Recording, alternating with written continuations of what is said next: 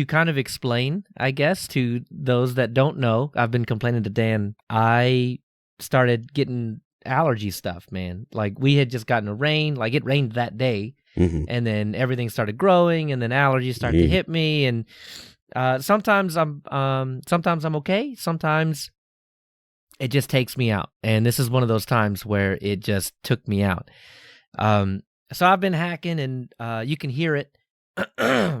But anyway, today, for some particular reason, and so this is, 2 weeks later, because we skipped a day, because yesterday I said we shouldn't record because my voice was terrible. I might have no voice by the end of this, so we'll just see how this goes.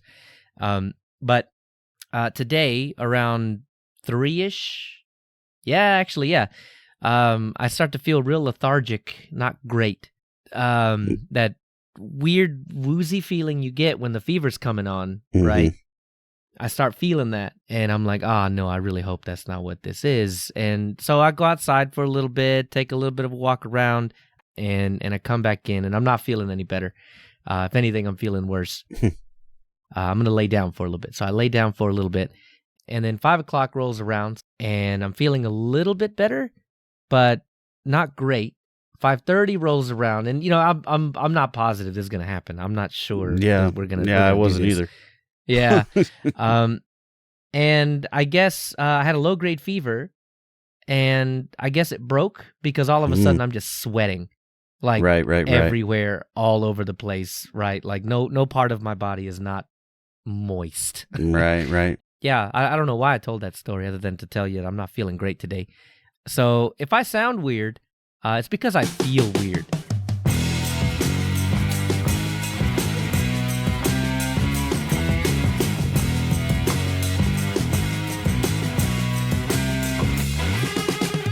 Coming up in this episode, dropping out of the Fediverse, the tiny text, Mozilla Watch, and the community that holds us ransom. Our app is faster than light.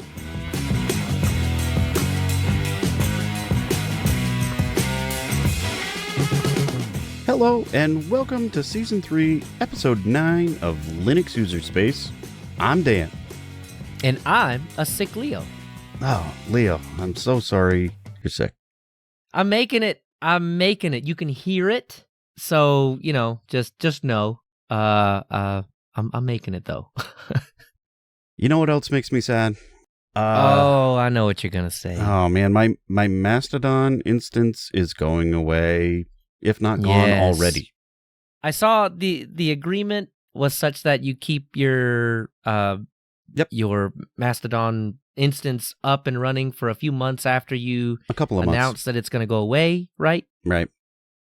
I mean, there are some ups and downs to Federation and joining the Fediverse.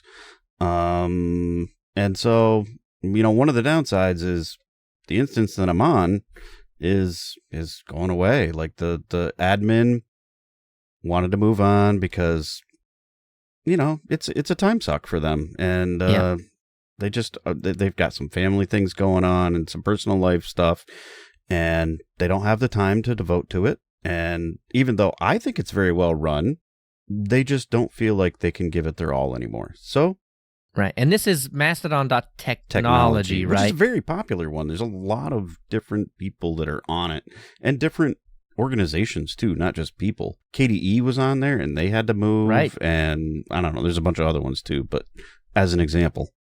Right. So if you are on Mastodon.technology, it is time for you to consider moving off to a different instance. Right. But here's where I'm going with one of the upsides of, the way all of this works and what Mastodon has created is it's fairly easy to move.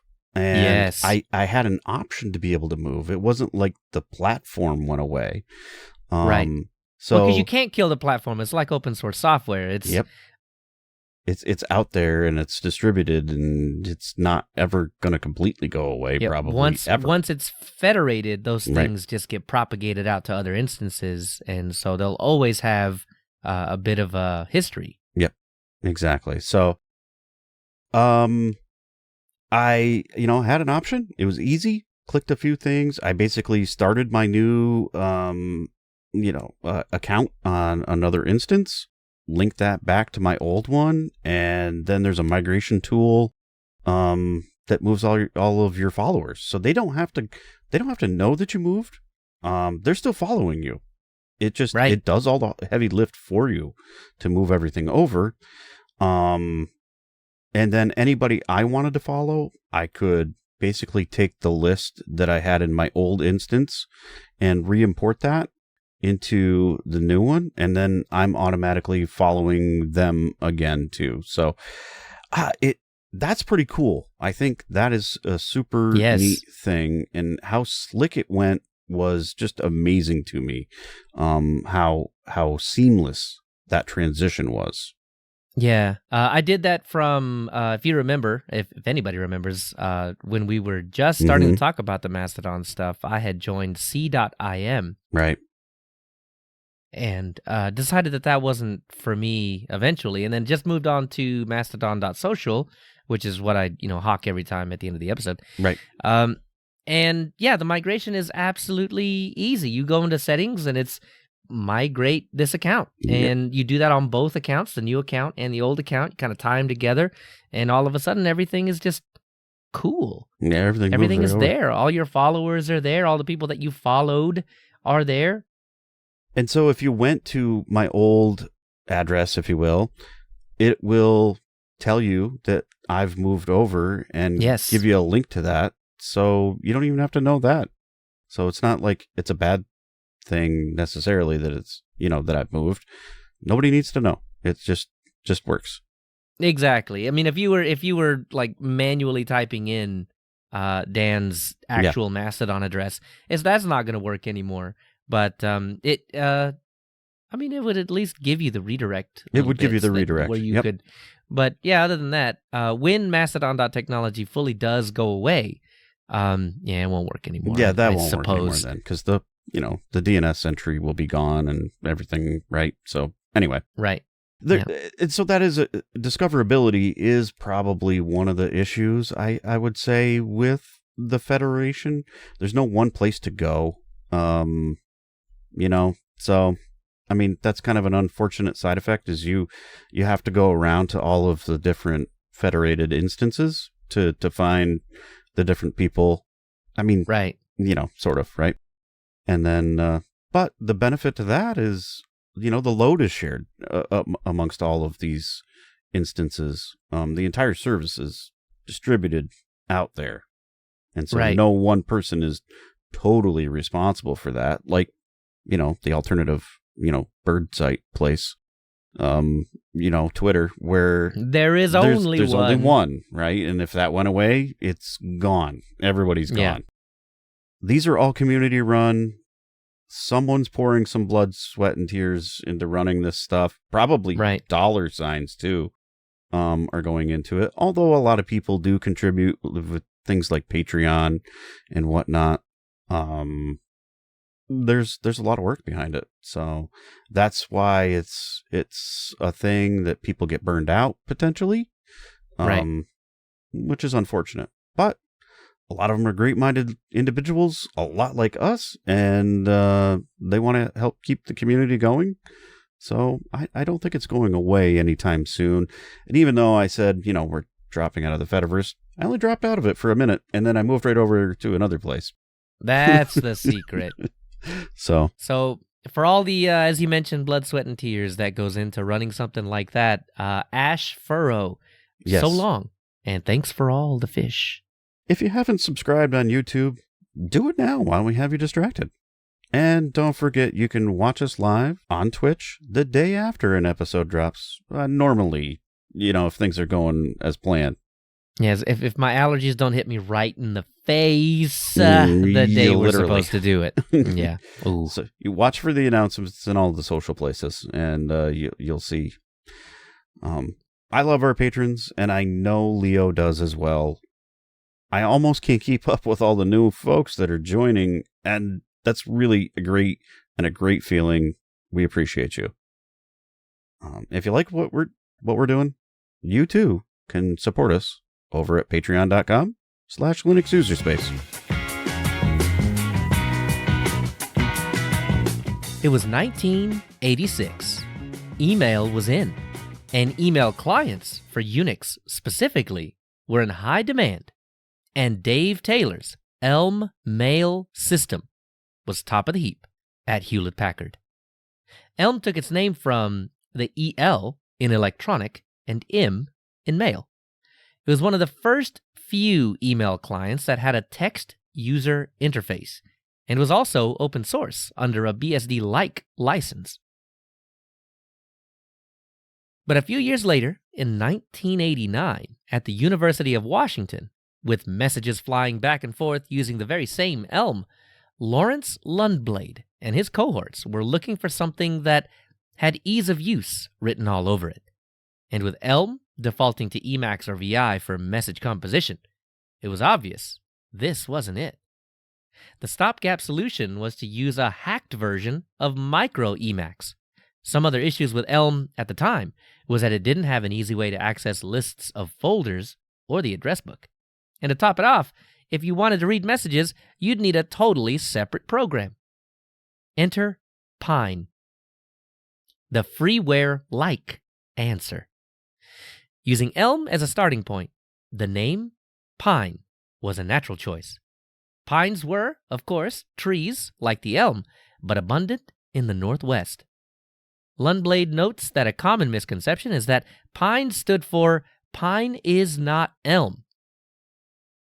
However, he had always thought Elm was a fine starting point, so if it stood for anything, which it really didn't, it would have stood for Pine is nearly Elm. With the naming out of the way, Lundblade set himself up to work on the address book, folder manager, and message indexer, while Mike Sable worked on the message composer. Soon, very little of Elm was left, and the message composer Sable was working on got its name, Pico, for Pine Composer. It also took its name from the metric prefix of the same name. Mark Crispin, also at the University of Washington, had been working on a C client library that, among many other things, made its way into Pine. It was then that the last vestiges of Elm code was removed from Pine. Pine stood on its own. The acronym might now mean Pine is no longer Elm. Now, Pine, and by extension, Pico, were licensed openly and enjoyed very wide usage for a decade. But the vague promise of openness that the freeware-ish label provided wasn't good enough for the Debian project, which had a very strict standard for allowing new packages in as far as licensing goes. In 1999, Chris Allegretta, fed up with compiling the mess that was Pine and recent convert to Debian from Slackware, wanted to continue to use Pico, but without all the headache. And it needed to be included in Debian. There just had to be a true Free Software Foundation-defined free alternative to Pine, while keeping as much of the pininess as possible, and maybe adding a few features here and there. Allegretta accepted his own conjured-up mission. He would rebuild Pine from the ground up. All new code, licensed under some type of free as in freedom license. 1 weekend later, TIP, which stood for Tip is not Pico, emerged. It wasn't done, of course. It wouldn't even launch without an accompanying file name, had no help, and no spell checker. Allegretta, unfazed, persisted, and the first official release was 0.5.0 on November 18th, 1999, under the GPL version 1.0 license. In the release, Allegretta noted in the README, TIP currently is below version 1.0, meaning it's not a completely functional editor. I have purposely put off features like being able to write files to disk until later, so that all the other bugs can be worked out first and there's no chance of corrupting data. But on December 30th of 99, TIP was in trouble. As Allegretta had been told repeatedly up till now, the name TIP was already taken recursive or not. It shared a name used by a Unix software used to remotely connect to modems. It had to change, and Allegretta already had a new name lined up, Nano. And wouldn't you know it, it was another recursive acronym. Nano's another editor. Fool Chris once, shame on you. But Chris can't get fooled again. So he did what came natural. Asked the same folks that pointed out the first mistake. The last version of TIP was 0.7.3, released on January 6th of 2000.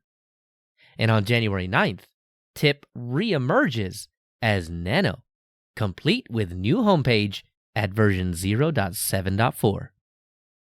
A few days later, on the 15th, the next version, 0.7.6, begins its life by increasing loading speed of larger files, and has even been clocked in faster than both Pico and Vi in some tests. This is also the first instance of naming the releases. This release? Lightning. Obviously. Why would you call it anything else when it's so fast? There are many releases, and in the early days, most were just days apart. So listing them all would take up the rest of the episode. So in the interest of time, some interesting release names or features are the focus here. Still in 2000, 0.7.7 on the 17th of January is named the Way Too Much Stuff Changed in This Release. I love that name. 0.7.9 on the 24th introduced spell checking. It relied on spell or iSpell in that order. You could also specify your own spell checker. Most people don't know this, but spell checking in Nano is typically on by default. But since spell is not always included with distributions, it doesn't actually work. 0.8.0 on the 25th is called Let's Try and Be At Least a Little Portable, release, with a focus on, you guessed it, portability.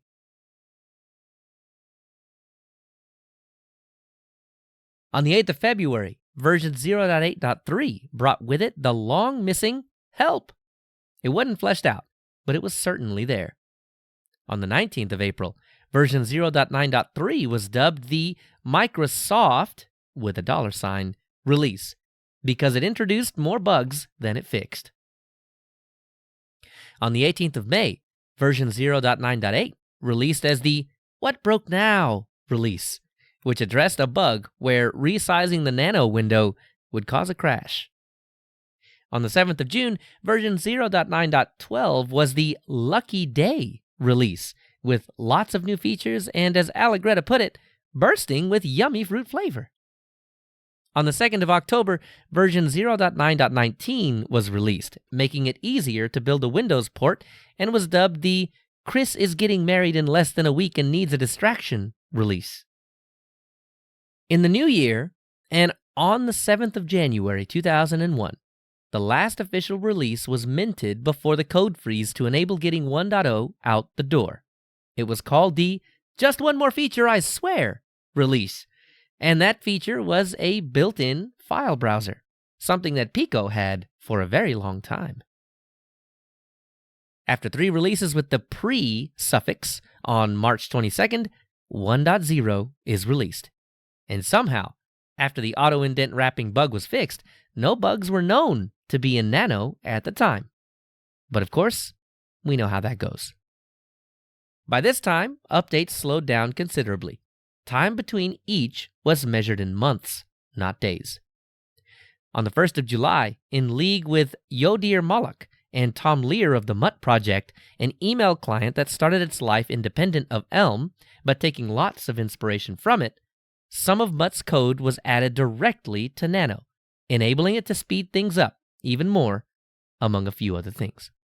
Version 1.0.3 was aptly named the Mutt release. On the 26th of October, the GPL license was updated to GPL version 2 instead of 1, as it had been up to this point. But a hiccup in the header files still referenced version 1. It was fixed in the next release. At the end of 2001, on the 11th of December, with version 1.1.4, Nano gained some color syntax support, another feature which very few people know about to this day. On the 5th of March, 2002, the Let's Change Everything and See What Breaks release was issued, and was followed up a few months later on the 25th of July with version 1.1.10, What Didn't We Break release. The release brought with it a new backup file option to make not breaking things just a little bit easier. It would simply add a tilde to the end of the old file name to preserve it while writing the changes to the original file. In 2003, Oddball and Make Jordy Happy releases were the final two releases before the freeze for the upcoming 1.2 release, and after 3 pre-releases named Enough Already, Bugs in My Pockets, Bugs in My Shows, and the last testing version, no really, 1.2.0 was issued on the 19th of February, 2003, but it didn't get a name. 1.3 was released on the 22nd of October with lots of new features, including the ability to repeat the last search without prompting. A change that was in the works during the Nano 1.2 cycle, but made official now, was that Chris Allegretta handed over maintainership of the project to David Lawrence Ramsey. 2004 saw 5 no-name releases, and 2005 saw 5 releases as well, with only 1.3.6 on the 20th of March being named Shout It From the Rooftops. In 2006, getting really good at 3 pre-releases and a full release, Nano does it again. 1 pre-release in August, 2 in October, and the final 2.0.0 release in November on the 6th. In 2007, with the release of 2.0.7 and with the upgrading of the GPL license to version 3, Ramsey stepped down as maintainer, and Allegretta picked up the mantle again. Sort of. In 2008, the next release following Ramsey's departure was 2.1.0 with the title of Under Old Mismanagement, referencing Allegretta's re-takeover. 2008 saw a steady stream of 8 releases. From 2009 to 2015, the project was full steam ahead, adding features and fixing bugs. And while Allegretta was still the maintainer during these years, most of the actual contributions came from Benno Schulenberg, and not just a few. A quick peek over the 3 years leading up to mid-2016, Schulenberg had made almost 1,300 commits, while second place, held by Allegretta, came in at 64. Jordy Malik clocked in 6. Yes, raw commits aren't really a good measure, but it does give a good idea of where the raw muscle was at the time. Speaking of mid-2016, on the 6th of May, after pings from Schulenberg to merge recent bug fixes for 2.5.4, Allegretta announced his thus far attempt at finding a new maintainer before the 2.6 release, stating, "I'd love to crown a new official maintainer, but I'm not aware of anyone who has a time commitment, who's willing to assign their work to GNU and will work inside the Savannah system. At least, one hasn't materialized yet." The conversation continued with Allegretta saying, "I need all folks who are actively submitting patches to speak up right now about whether they want their changes to be assigned to the FSF and or whether they're willing to work in the Savannah system.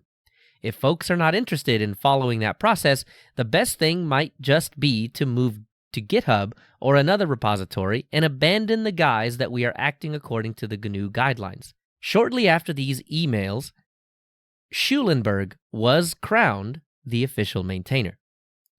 But after that chat, and later in June 2016, the public discussion and reportedly private conversations between Allegretta and Schulenberg, Schulenberg makes a big request. Remove Nano from the herd. In other words, Nano will no longer be a GNU project. Schulenberg says this is because he was unwilling to agree to more than 100 pages of text, the GNU philosophy, coding standards, maintainer's manual, the lot, and that I assigned copyright to GNU. During the days following, Nano 2.6.0 Rubicon was released with the last line reading, and with this release, we take leave of the herd. Bye, and thanks for all the grass. The Nano website, code commits, and the release notes were scrubbed of their references to GNU. Debian had even acknowledged and accepted the change. For the next few months, Nano might have been in trouble, but most of this never actually made the news, except for in retrospect. And on the 1st of September 2016, concessions were made on the part of the Free Software Foundation and Schulenberg, and the Nano project would stay part of the herd. The release that accompanied the announcement was 2.7.0, Sunny. The release notes said, "With this release, we return to GNU. For just a little while, we dreamt we were tigers, but we are back in the herd, back to a healthy diet of fresh, green, free grass." With the past behind them, Schulenberg continued to lead the project, as a leader as well as in commits.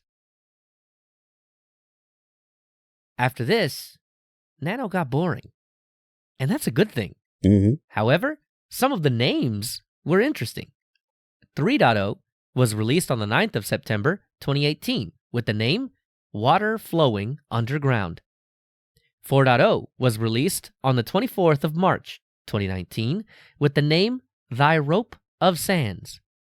5.0 was released on the 29th of July 2020 with the name Among the Fields of Barley. Prepare yourself for these. I will not get them right. 6.0 was released on the 15th of December 2021 with the name Humor heeft ook zijn leuke kanten. And the most recent, 6.4, Regentag dunkelbunt Hundetwasse. And that is the end of the Nano history, as at least I could find it. I don't know, Leo. I think you read those names really well. One was Dutch. I think 6.0 was Dutch. I'll take your word for it. I feel like I murdered it, but it's not your native tongue. I mean, I think you did an excellent job, right?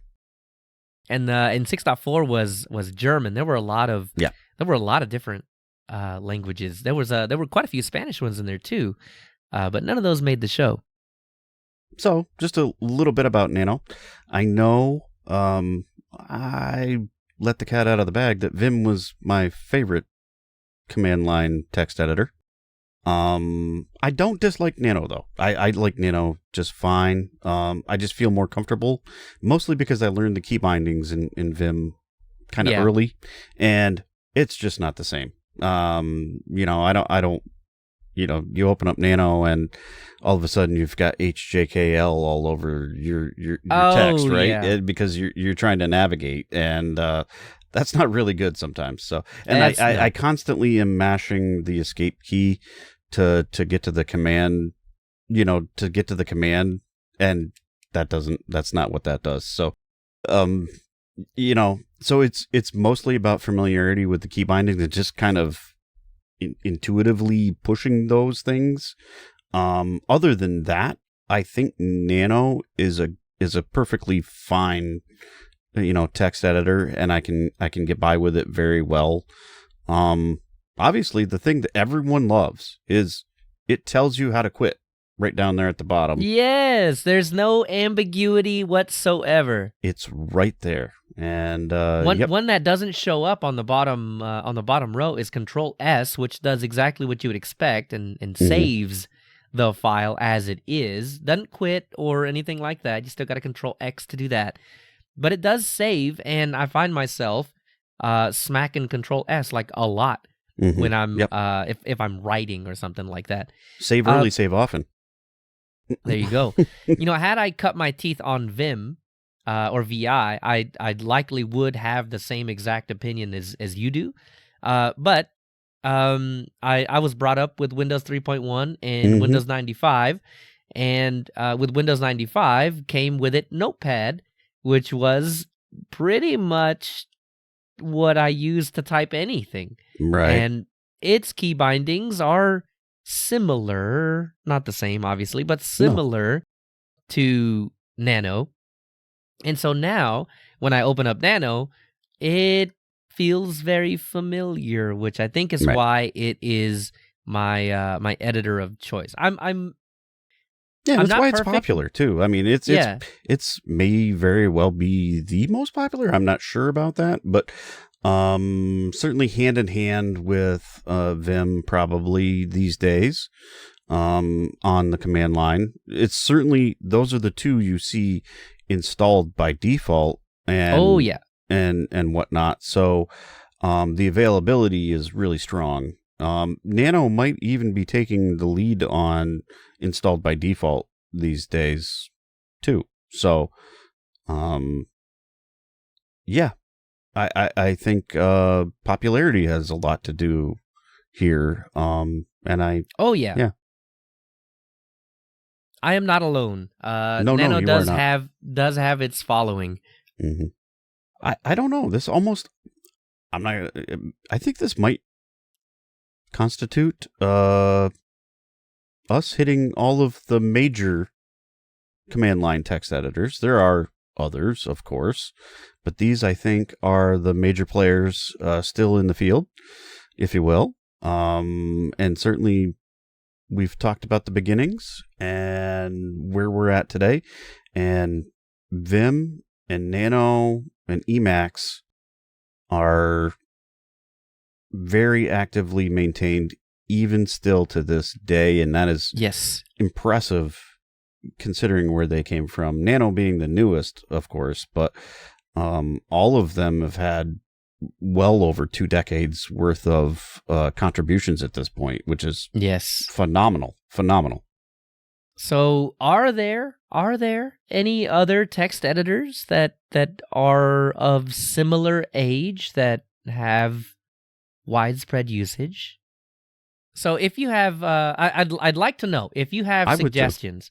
What is the next text editor, or do we move off into different other types of software to dig into the history of? Yeah. I mean, I know sort of offhandedly, Leo and I were joking, like, what about different shells? Because, that was sort of an offhanded thing, but... Oh, it was because of Ash, wasn't it? It was because of Ash that was included in Alpine, but... Right. Ash, Bash, Seashell, Zish, Fish. Mm-hmm. What? I mean, I know there's about 1 million others. I think those are it, but or at least where we'd start. There's a lot of that, I suppose. I don't know. Is that something to move on to? Or maybe could be fun. What else do we move on to? There's got to be something. You got to let us know. Yeah, give us some feedback. You can catch great topics as they unfold on our subreddit or our news channel in our Discord server, linuxuserspace.show/Reddit or linuxuserspace.show/Discord. That'll get you to those. Or, like we said, give us some feedback. We'd love to have a little discussion on Telegram or Matrix or, maybe Mastodon or Twitter. Give us a shout on one of those places, and we'll see what we can talk about. All right, time for one of our favorite segments of all time, Mozilla Watch. Mozilla Watch, it's time. So they recently had a release, 106, and that's out now. It came with it, I think, some pretty big highlights. My favorite being PDF support. Seems to me to be the best now in all browsers. I agree. You get full-on annotations.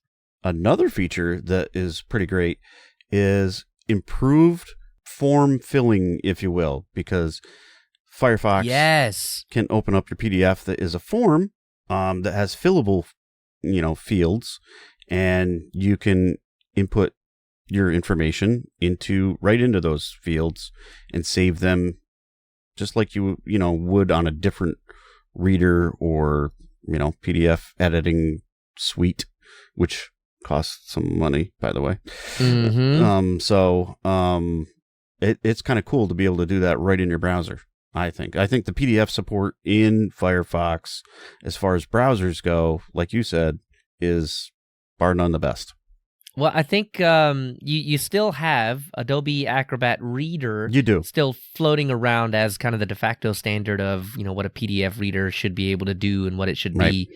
Correct me if I'm wrong, but Firefox is now 1-to-1 with Acrobat Reader, and we can just kind of ignore it now forever. I think for the most part, yeah. Like, maybe the only thing you can't do is digitally sign those things. Okay, but true. Other than, if you're just filling out the form, like, it totally works just fine. Well, if you can annotate, who needs a digital signature? That's you can true. Just you do can a real actually one. real signature on it. That's a good point. Yeah, so a lot of great features, especially improvements in the PDF functionality in the web browser, which is amazing. Absolutely. Another thing that's pretty cool in this release is there is the ability to make a private browsing shortcut, have it down in your dock or in your menu right there, so that you can just launch a private browsing window without having to do the right-click thing or go into the menus and do a new window that is a private browsing window or any of that stuff. You just have a complete shortcut and have it be private browsing, which is kind of handy. I know, especially if you're not using the multi account container tabs sometimes, and you want to quickly launch into something as a different account potentially, you can use the private browsing window because it doesn't have any of those cookies or cache or any of that stuff in it. Right. And, actually, when I saw this as I was going through the little welcome after the update, I thought to myself, I clicked OK on it, and it gave me the little icon, and I was like, why would I even want this? But it struck me pretty quickly. You can't open a private window without either multiple clicks or already having Firefox open. Right. So multiple clicks, right? You can right-click on it and open a new private window, or in Firefox, while it's open, you can go to the hamburger menu, new private window, or Control-Shift-P, I think. That sounds right. But either way, it's just less steps. Absolutely. And it would act the same as Firefox Focus on the mobile devices. So it gives you that immediate window into privateness and just fewer steps. Yeah, I think it's cool. I like that a lot. I don't know if I'm going to use it because I always have Firefox open anyway, and I can just Control-Shift-P. But that's fair. It is nice to have the one click and just be done with it. The big thing that Leo and I both are excited for, though, is, and many people are not. They are. There not. are some haters here. We might be in a minority. Firefox View.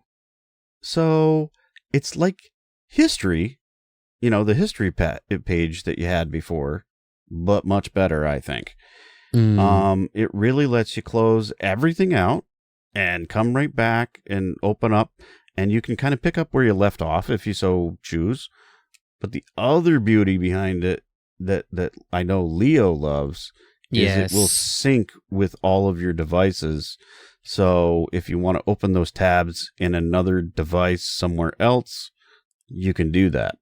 The tab pickup is what it's called, and it's got the 3 most recent tabs that you've been using on your other devices.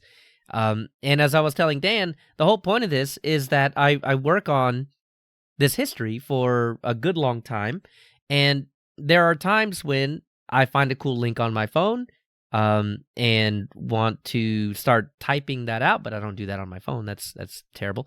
So I get to the desktop, and I always forget how to get to the open tabs on other devices stuff. I forget all the time.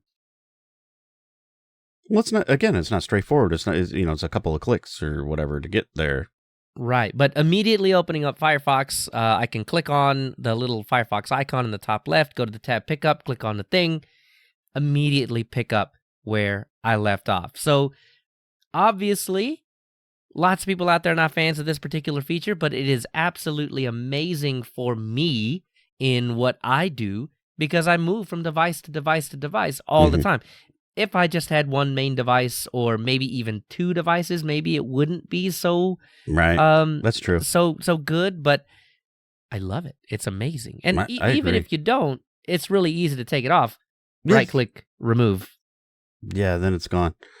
I mean, if you don't advertise a little bit, you don't know about it. So, I mean, it's nice that they put it up there, at least for now. The last thing I'll mention, there's more colorways. I don't know if anybody really cares about that, but... You know what, though?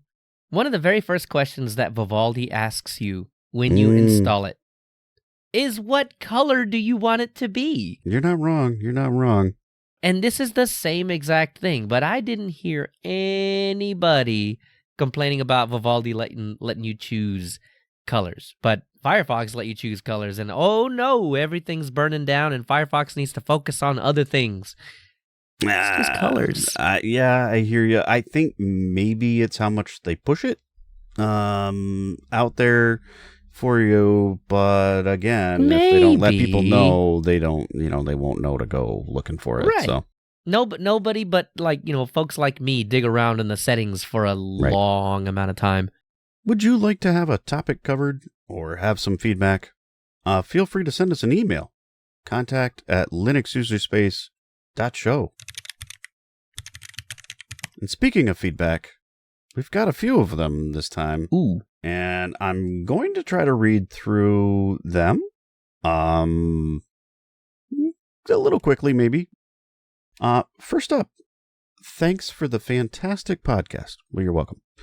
In your recent Emacs episode, you mentioned Emacs Pinky and your familiarity with Vim.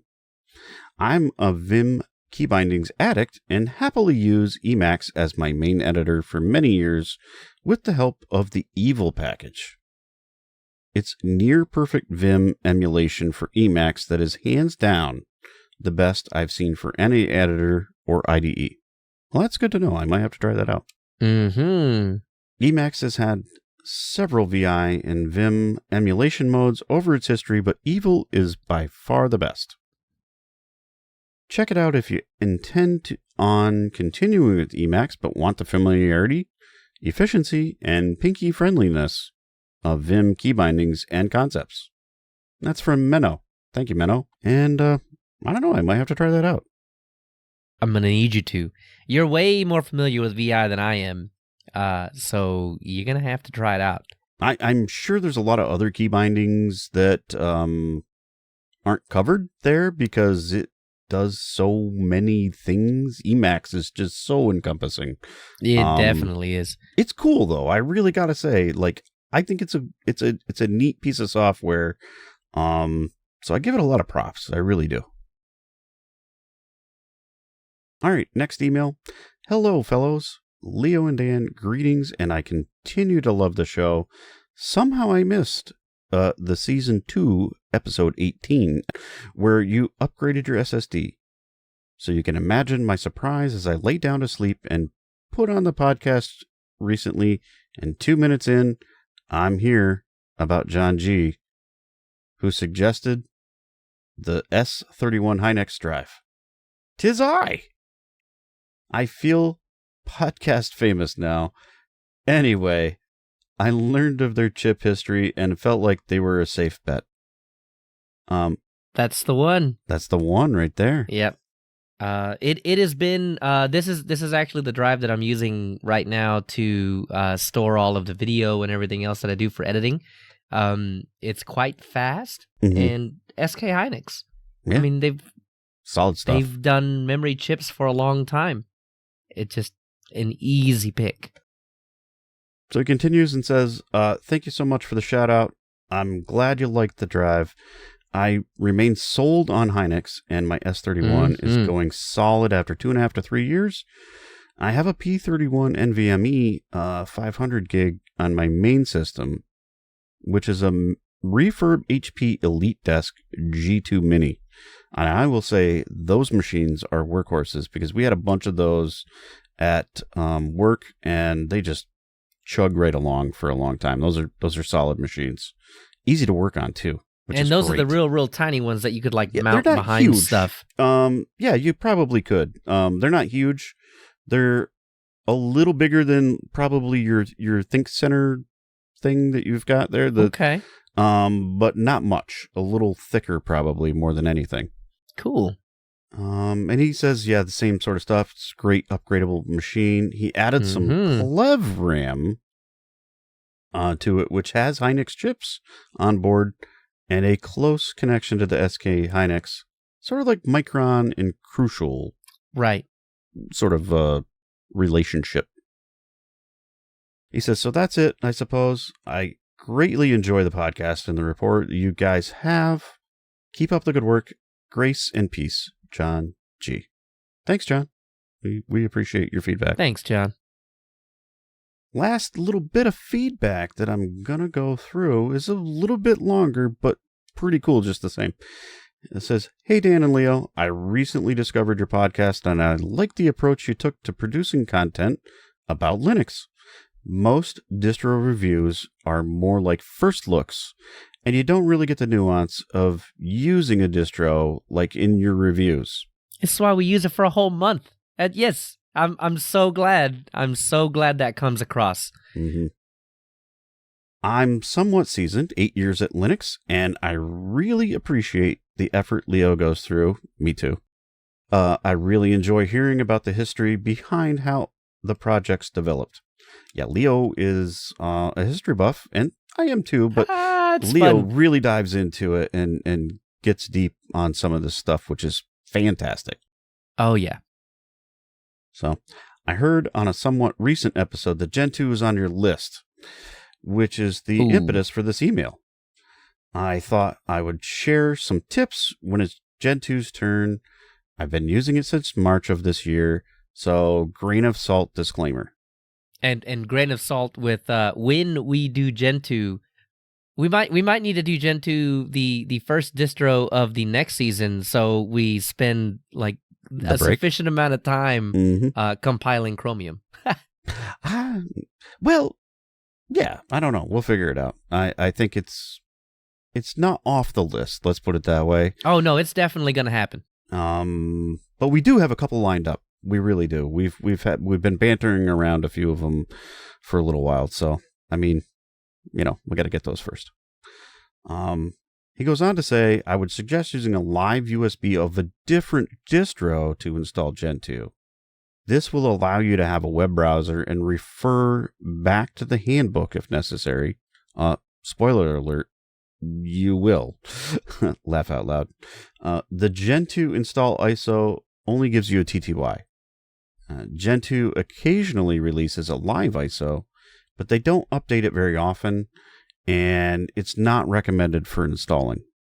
So wait, so should I run Arch Live and then use that to install Gentoo? I think you could, yes, and that would work very well, I suppose. It's still probably only command line, so you may want to pick a different live. No, we're just going to go extra hard mode. Maybe Ubuntu. That would be pretty great. Live. Hey, nice, lightweight. Okay, all right. That could work. Or I suppose you could have a different machine somewhere too, sitting there to help you do your research. True. And maybe at the very least you got your phone. I don't know. Yeah. I have resorted to that before in the past for various different things, and it's desperate times call for desperate situations. Sometimes you don't have an option. You don't. Final paragraph here. Like Leo, I own a framework laptop, and Gentoo runs great on it. Due to the newness of the hardware, when I started in March, I had to edit the kernel config and compile to get some of the components to work. All of those have since been added to the binary kernel, Gentoo kernel bin, so I would suggest going that route. Yeah, I'm not trying to make things hard, so that is quite that's how I'm going to go with it. I would say if you don't have to compile your kernel, it's going to save you some time for sure. So, the people on Gentoo forums are great and very helpful, and he finishes it out by saying, thank you for the effort you put into the show. It's definitely unique and quite enjoyable. And that's from Ryan. Thank you, Ryan. Thanks, Ryan. thanks everyone for your feedback. And if you want to send us some feedback, you can hit us up on all the socials, or like I said earlier, contact@linuxuserspace.show. First up of our focus sessions, community focus. So this time for community focus, we're going to focus on the ransomware files. This is a podcast that I found and am really starting to enjoy quite a bit. Think like Darknet Diaries, only a little less of a story and a little more real world sometimes. It has a little context of a story often, but there's a few more interviews perhaps of what took place. Yeah, I like this most recent episode that I listened to. Started out very much like Darknet Diaries, where it's got the storytelling to it, and then maybe after 5 or 10 minutes after that story was ended, they go and talk to one of the folks that actually deals with that kind of stuff. So it's kind of like a two-parter. Well, multi-parter. Multi-part. Yeah. In that it's got a little bit of everything. But very focused on ransomware, and that's all it is. That's it. That's ransomware. All these stories are, and it kind of falls in line with our current distro. Obviously, we're talking about Kali Linux for the month. So we thought we'd have a little fun with that. It's not necessarily Linux per se, but certainly in the hacking realm, right? And what could go wrong when it goes wrong.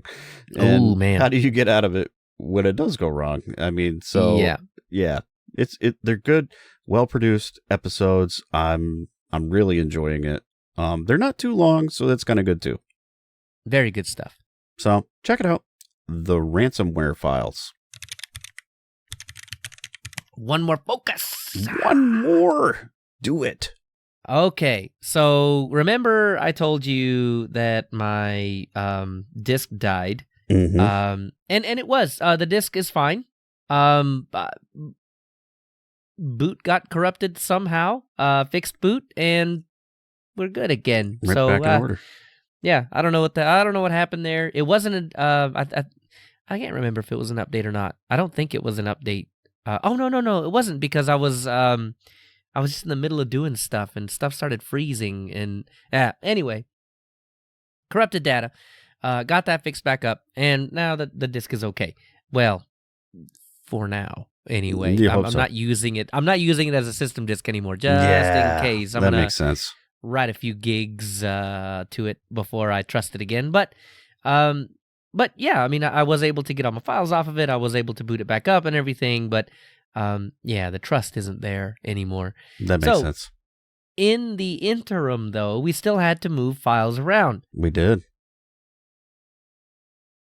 And we decided to try something that is similar to Warpinator, right, in that you can just, kind of drag and drop, or, select the file and shoot it over wherever you want to shoot it. But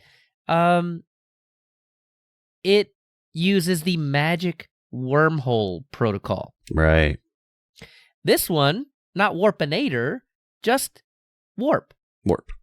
And absolutely fantastic piece of software. It is dead easy. You don't need There's not help. A lot to it. No, it's not much. Sender, the person that wants to send a file, you just open it up and pick the file, and then receiver will put in essentially what is just a string of words, which turns out to just be a password. So essentially, yeah. Right. So when you as a sender, when you select your file, the password is given to you. You just copy paste it to the person that you're sending that file to, and they pop it into their Warp, and all of a sudden, the file's already moving. Yep. Before you really do anything, it'll grab it straight from the clipboard. Once you click go, it starts transferring, and that's it. Yeah. No, I think this is a fantastic app, especially if you just want to move files around. even like temporarily, like between machines that you don't have a permanent, sharing agreement. Like SyncThing is great in that that's very permanent once you get it set up. You're always sharing those folders and files and stuff. And that's really nice for a lot of different stuff. But, if I'm working on my laptop and I want to send Leo something, I may not have SyncThing set up and installed on that. You could, but it's just, if you want to do a one-off file from one place that you don't normally, Warp is good. The other thing with Warp is it will work on your local network. Yes. To share files if you wanted to do things that way. It kind of prefers your local network first before the internet. So, also very, very nice. And finally, it's one of the GNOME Circle apps. So that gives it a little bit of clout, and it's going to stick around and be well developed. Absolutely. So if you need to send some files, you don't have a permanent pipe set up between you and the destination, Warp is a good choice. I agree. We had success with that. I sent my video to Leo. I sent my audio to Leo, and it happened relatively quickly. I think it just did its thing and eventually showed up on his computer. Yes. The really cool thing about that was that we tried different sizes of files, right? Yeah. We had maybe a couple 100 megabyte FLACs. Yeah, the audio is not too big, right? Couple 100 megs, yeah. And that went pretty quickly, as you'd expect. But I forced it, right? I mean, we could have done some other service, but I wanted to move the, 5 or 6 gigabyte video file that you had put together. Yep. And, don't let your machine go to sleep, but that works just fine as well. Yep. Came out just great.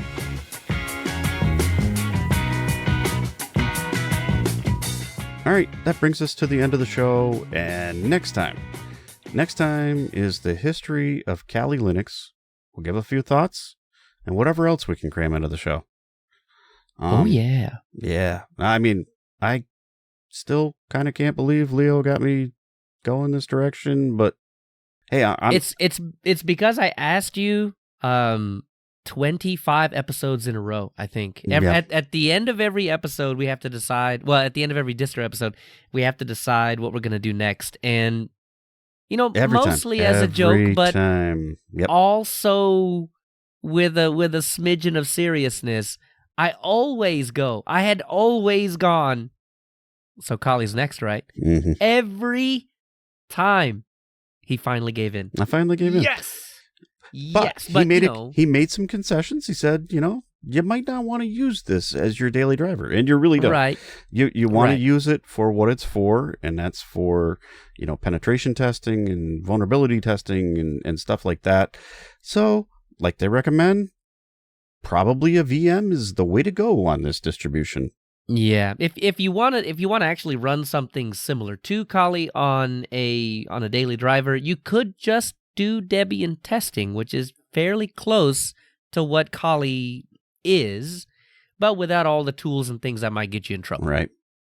And we'll talk more about it on the next episode, but I'll tell you kind of my approach to a lot of this without using Kali on a regular. Oh, yeah. Okay, good. We'll have some suggestions. I like it. In between shows, you can catch us on Twitter, Mastodon, Telegram, Matrix, Discord, whatever. Well, we're out there. You can find us. Give us your suggestions and join in the conversation. All the links in the show notes and on linuxuserspace.show. So, Leo, where can we find you?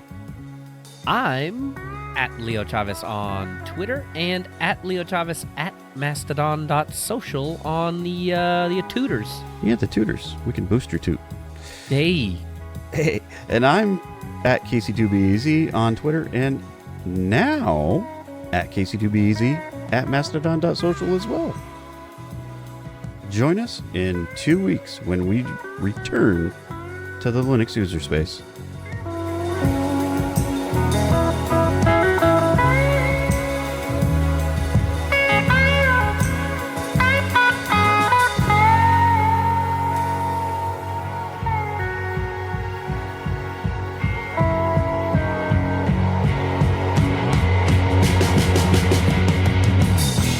really seriously.